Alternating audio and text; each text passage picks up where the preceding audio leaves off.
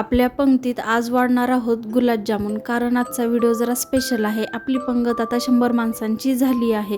तुम्ही असंच प्रेम देत राहिलात ना तर आपल्याला लय लांब जायचं आहे। म्हणून आज तुमच्यासाठी बनवते गरमागरम रसाने भरलेले गुलाबजामुन। त्यासाठी पहिल्यांदा आपण 1 किलो खव्यासाठी पाऊण म्हणजे अर्धा आणि पाव किलो साखर घेऊन त्यामध्ये पाहिजे तेवढं पाणी घालून पाक करायला ठेवूयात।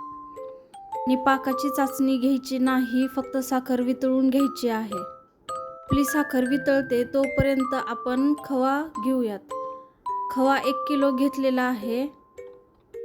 त्यामध्ये पाव किलो रवा टाकून घेऊयात। आपला पाक गोल्डन होण्यासाठी मी एक सिक्रेट टिप सांगणार आहे, तर व्हिडिओ लास्टपर्यंत बघा।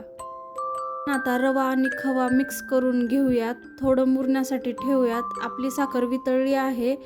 सिक्रेट टिप्स, आपण पाकामध्ये थोडं दूध टाकलेलं आहे, कारण की वर आलेला काळा जे थर आहे तो निघून जातो आणि ते निघून गेल्याच्या नंतर आपला पाक बघा कसा गोल्डन कलरचा झाला आहे। तेल गरम करण्यासाठी ठेवूयात।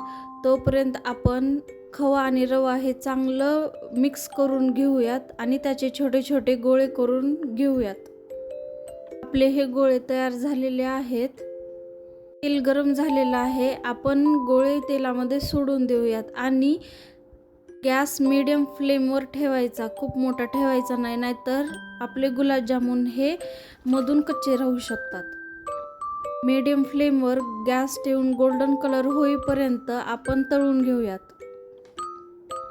आणि गोळे करताना भेगा राहू द्यायच्या नाहीत, नाहीतर तळताना फुटण्याची शक्यता असते। या बघा आपल्याला गुलाबजामुनला किती छान कलर आलेला आहे, गोल्डन गोल्डन। हे गुलाबजामुन आपल्या पाकामध्ये आपण सोडून देऊयात।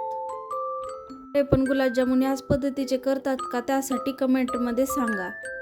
आपले गुलाबजामुन कसले भारी झालेले आहेत। तर हे गुलाबजामुन आवडले असतील तर व्हिडिओला लाईक करा, कमेंटमध्ये नक्की सांगा आणि अजूनपर्यंत सबस्क्राईब केलं नसेल तर खास पंगतला सबस्क्राईब करून आपल्या पंक्तीमध्ये सामील व्हा। टू नेक्स्ट व्हिडिओमध्ये, तोपर्यंत काळजी घ्या आणि आनंदाने स्वयंपाक करा आणि प्रेमाने सगळ्यांना खाऊ घाला। थँक्यू।